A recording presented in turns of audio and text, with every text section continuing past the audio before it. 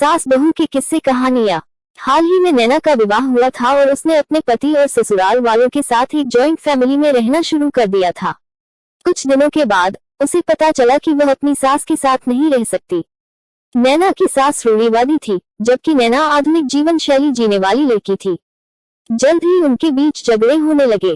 कई महीनों के बीत जाने के बाद भी दोनों में से कोई भी अपना व्यवहार बदल नहीं पाया।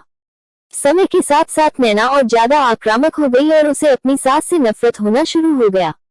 वो सोचने लगे कि कैसे अपनी सास से छुटकारा पाया जाए।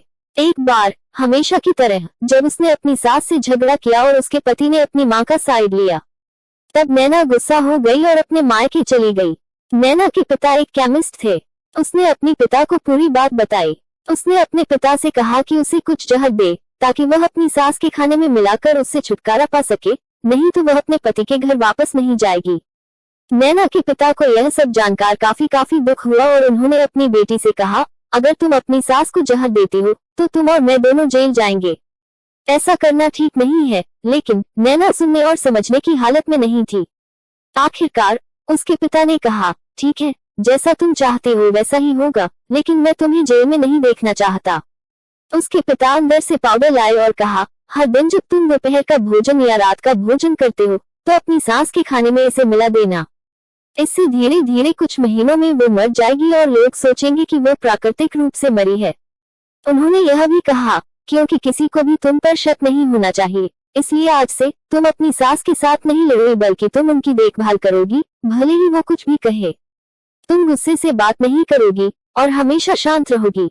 नैना सहमत हो गई और अपने ससुराल वापस आ गई और अपने पिता की सलाह के अनुसार उसने अपनी सास के खाने में पाउडर मिक्स करना शुरू कर दिया और बड़े ही प्यार के साथ बात करना शुरू कर दिया।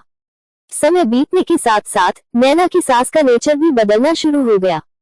क्योंकि नैना अब अपनी सास की बहुत देखभाल करने लगी थी, इसलिए उसकी सास भी उसके प्रति विनम्र होने लगी और प्यार से बात करने लगी। 5 महीने बीत गए और नैना खाने में पाउडर मिक्स कर रही थी, लेकिन अब घर का वातावरण बदल गया। कोई झगड़े नहीं थे, दोनों एक दूसरे की तारीफ करते। अब ऐसा लगता था मानो दोनों का रिश्ता माँ और बेटी का रिश्ता हो। अब नैना को चिंता होने लगी कि पाउडर की वजह से उसकी सास जल्द ही मर सकती है। वह अपने पिता के घर पर गई और उनसे कहा, पिताजी, कृपया मुझे उस जहरीले पाउडर के प्रभाव को ठीक करने के लिए इलाज बताएं। मैं अपनी सास को खोना नहीं चाहती। वह मेरी माँ की तरह है और मैं उससे अब बहुत प्यार करती हूँ। उसके पिता मुस्कुराए और कहा, कौन सा जहर? मैंने तुम्हें बस एक स्वीटनर दिया था। नैना हैरान थी और उसने अपने पिता से पूछा कि उन्होंने ऐसा क्यों किया। पिता ने कहा, बेटा, अगर तुम किसी दूसरे इंसान से प्यार चाहते हो तो तुम्हें भी उसे प्यार देना होगा। रिश्ते एक गाड़ी की तरह होते हैं और हम उन पर लगे पहियों की तरह। जब तक सभी पहिए ठीक से आगे नहीं बढ़ेंगे तब तक गाड़ी ठीक से नहीं चल सकती। इसी बात का एहसास दिलाने के लिए मैंने ऐसा किया और तुम्हें अपनी सास के प्रति नम्र रहने को कहा। तुम्हारी अच्छाई देखकर उन्होंने भी अपने आप को बदला और तुम्हें समझना शुरू किया। तुम दोनों ने एक दूसरे के लिए अपने आप को बदला। यही कारण है कि तुम अपनी सास के लिए आज मेरे पास भागते हुए आए हो। नैना अपने पिता की बात समझ चुकी है और आप हर इंसान अपनी परिस्थितियों का शिकार होता है। यह अक्सर कई मतभेदों को जन्म दे सकता है। हालांकि हमें एक दूसरे को समझने की कोशिश करनी चाहिए और एक दूसरे के साथ एक स्वस्थ संबंध बनाने के लिए थोड़ा अपने आप को भी बदलना चाहिए।